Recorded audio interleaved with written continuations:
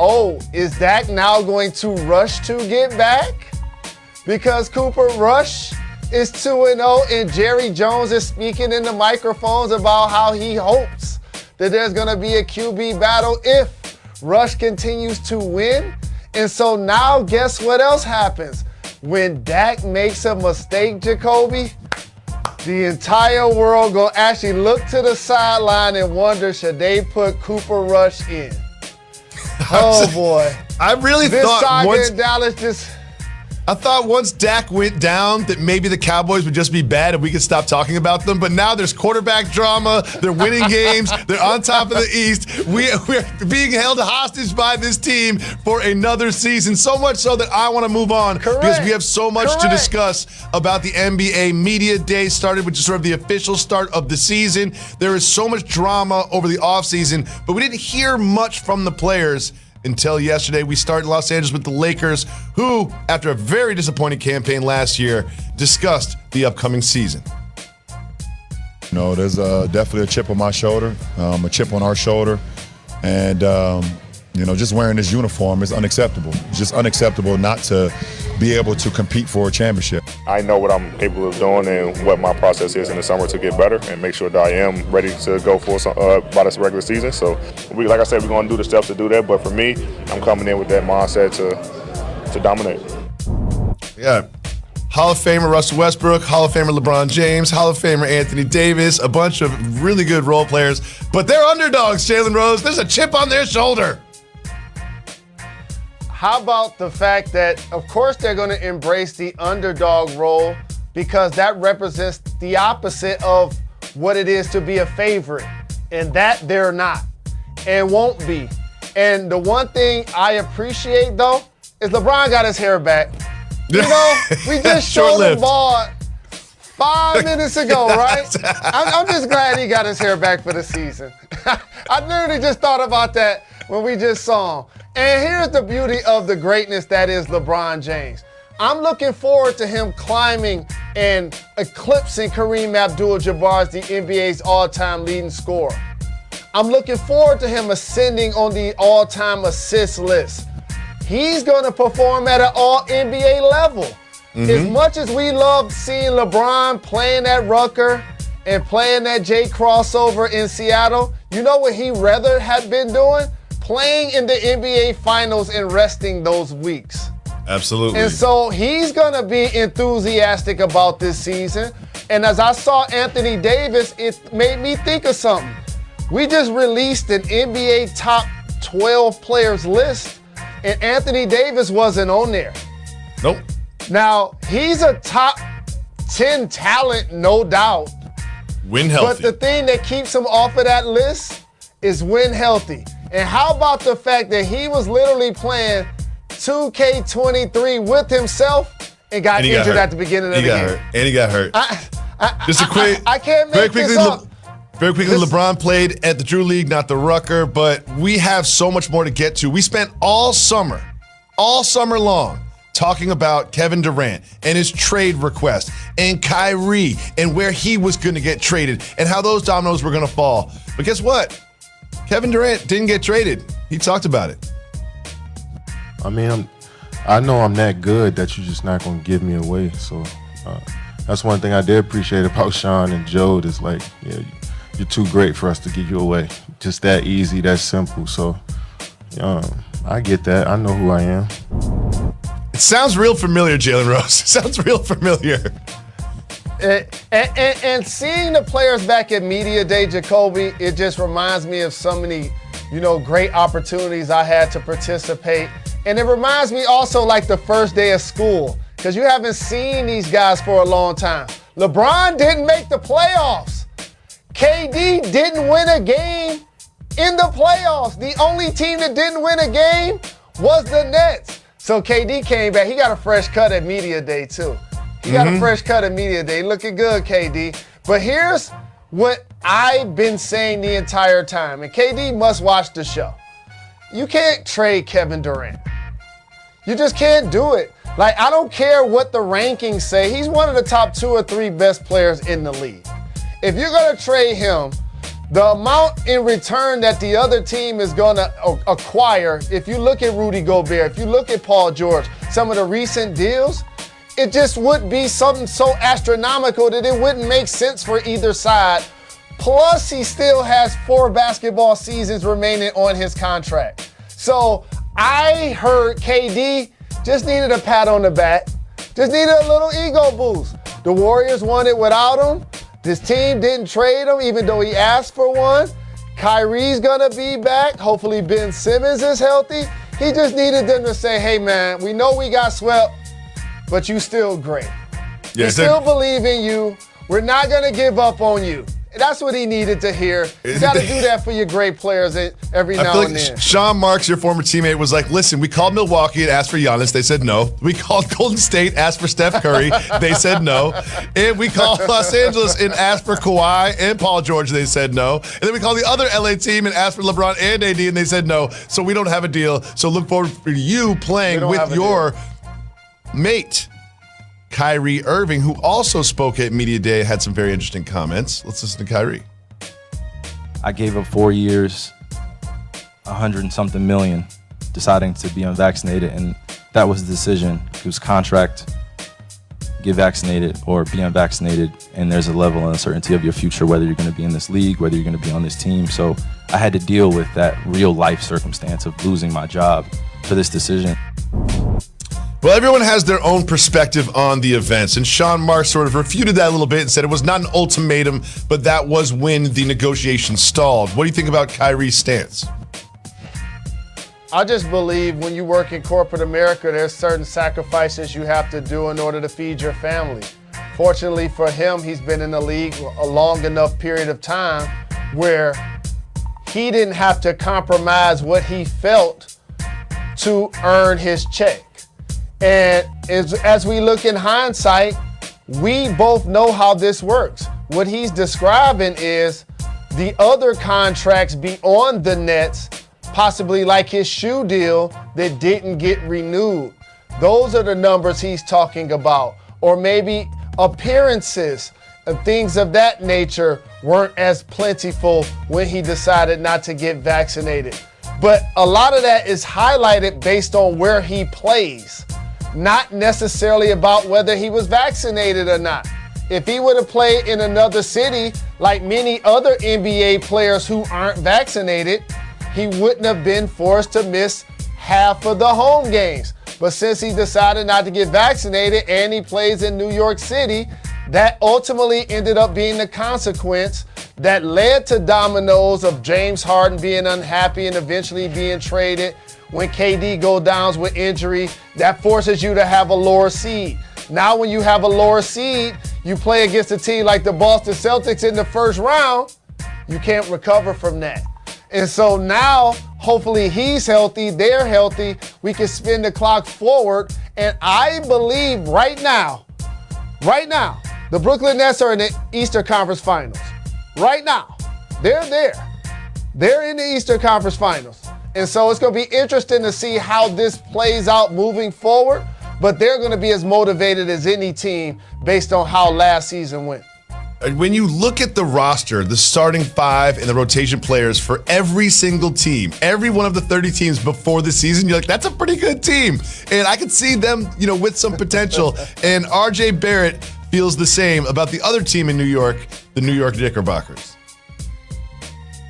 This year we're coming in even more experienced, even more hungry. We have a lot of guys that have something to prove, myself included. I got everything to prove, so we're really coming with that mindset, and everything we're gonna shock the world. We're gonna shock the world. We're gonna shock the world. Where have I heard that before, Jalen? Where have I heard that before? We gonna shock the world. I told y'all. And let me talk about great mental manipulation. Let me quote the great American philosopher and genius, Coach Steve Fisher. He told the Fab Five, if y'all beat Temple, Bill Cosby promised that y'all would be on the Cosby Show. That was the #1 show in the world. And we believed it. And we won the game in the locker room. We like, Cosby, Cosby, Cosby. And then he told us that wasn't true. You know what I mean? Never saw you on the Cosby Show. Barrett, It's the same thing for RJ Barrett. They feel like they want to shock the world, right? But for you, die easy Knicks fan, I have to ask you, what does 500. shocking the world mean 500. for 500. the Knicks? 500. Okay. Shock the world. Okay. Be over one game over 500. That's it. That's it. That is it. 42 wins, 40 losses. World shocked. World shocked. Because like we always say, success is a function of realistic expectations. And when you go through these teams, you see the Lakers sort of bringing down expectations. We're underdog. The Nets sort of talking about the past, not the future, because they have high expectations. And the Knicks, unfortunately, are raising them. But you know what? We have very low expectations. They have not won they've not won a championship literally since I have been born, and I am old. Look at these gray hairs. Of course, there were some very serious issues that were addressed yesterday. Seaport, New York City. Welcome back to Jalen and Jacoby Jalen Rose. Shocking news from Boston. Ime Udoka has been suspended for the season. We all know why. We have discussed it at length. However, we have not heard from the players until yesterday. Here's what the Celtic Stars had to say. There's a lot going on. Some we could control, some we couldn't. So the best we could say is just to move on, I guess. Initial reactions, like you said, I was a little confused, but nobody really has any of the information. So it's kind of difficult to really make a comment on, how things were supposed to go, how the process went or anything. So the best thing we can do is put our best foot forward. Jalen, we've discussed the violations of team guidelines. We've discussed the suspension, but we haven't discussed sort of the player's mindset. So take us behind the mind of the Stars, the Jason Tatums, and the Jaylen Browns, who are fresh off the finals and now have to face a new season with a new head coach after so much success under Udoka. You know what I saw from namesake right there, Jacoby? I saw anger, hurt, pain, confusion, and frankly, an acknowledgement psychologically that we just lost the coach that took us to the NBA Finals, one of the best ascending young minds in the game, that, as I mentioned to you, the difference to me between the Nets season on the sideline and the Celtics, to me, was who they chose to hire as the coach. And Ime, when he came in for Brad, was able to push the right buttons with Tatum and Brown, help elevate Marcus Smart to be Defensive Player of the Year. Al Horford played quality minutes. He pushed all of the right buttons. And so you figure with that core so young, and this coach who played in the league, played overseas, is a young veteran in a lot of ways as an assistant, who earned this opportunity, seized the opportunity, and then maximized the opportunity. Now you can't be as good this year, Jacoby. You're just not gonna be as good. Now, does that mean they don't play like they played from January 1st on record-wise? Does it mean they probably get off to a better start this year? I know one thing. I don't believe it now means they make it to the finals again.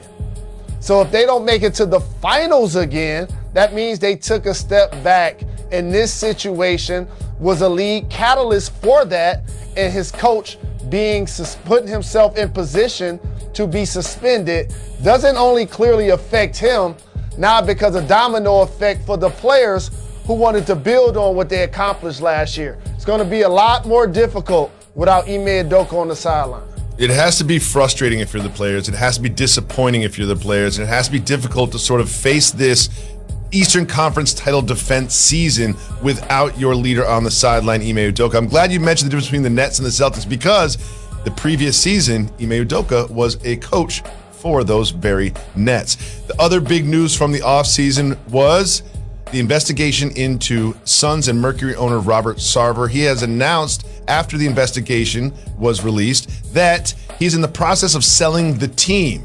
Of course, the Suns have some stars themselves, and they gave their reaction to that yesterday at Media Day. It's tough for me because, that's not the Robert Sarver that I know. It's not the Robert Sarver that welcomed me to Phoenix with open arms. But at the same time, I'm not, insensitive to everybody that's involved in the situation. Thoughts and prayers to all those involved, and you try to control what you can control, and I can't speak for all the players and everything like that, but it was tough to read, and it was disturbing. So Jalen, we've discussed Sarver on and off wax for years now, and my question for you is there a part of this as a player that's relieving, that you're happy that it ended up going this direction? Yes, because had this decision not been made, whether it was Sarver on his own, whether he was pressured by Adam Silver, whether he was pressured by the other owners, whether he realized the domino effect it was going to have amongst NBA players who are 75% black in this league. And also the other people that he offended. It's a laundry list of people, including women and a professional environment, behavior. There's so many things. But as a player, you're happy that it happens now. So now you can move on with your season, because last year they were the most disappointing team in the playoffs. And that includes the Nets. The Phoenix Suns were the most disappointing team in the playoffs. Now, it was great to see Luka ascend and have his team make it to the conference finals, a la Trae Young the year before with the Hawks. And Jalen Brunson played the way he played and played them into a big deal. But for the Suns to make it to the finals, play the way they played in the regular season, and get bounced like that in the playoffs, wow. So now you don't have to worry about the ownership thing. You get a chance to, DeAndre Ayton is now under contract, so you can move forward with one of the best coaches in the league, Monty Williams. Chris Paul wants to atone for how poorly he played in the playoffs last year and show that he can still ball at an elite level. And Devin Booker is an ascending superstar. So they're positioned properly. So it's great that they don't have this distraction of what might happen with Robert Sarver. So now they can go out and have a great season. Look for the Suns to have a great year. We're talking so much about the West, and because of how they lost, they're not getting mentioned. The Phoenix Suns are going to be one of the best teams in the Western Conference.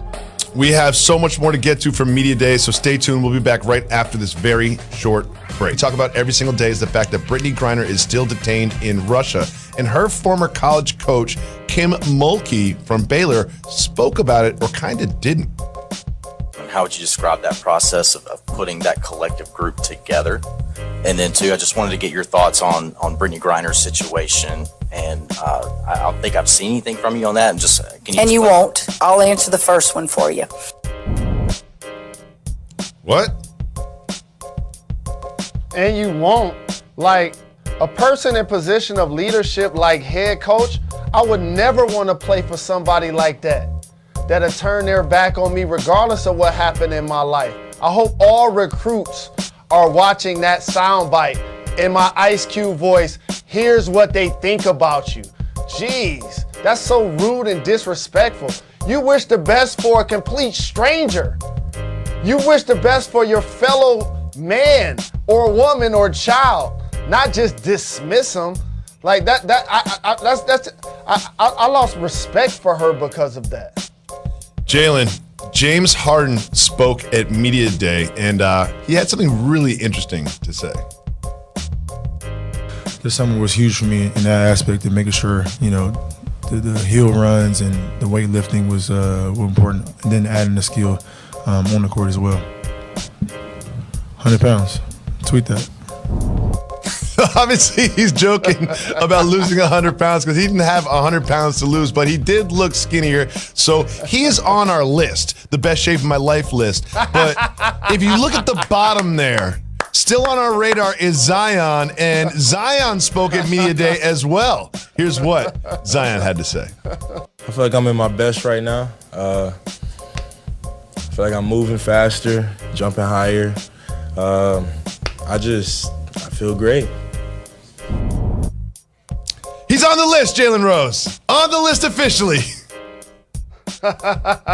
Now we got to see if Jalen and Jacoby can get on that list by tomorrow's show. Appreciate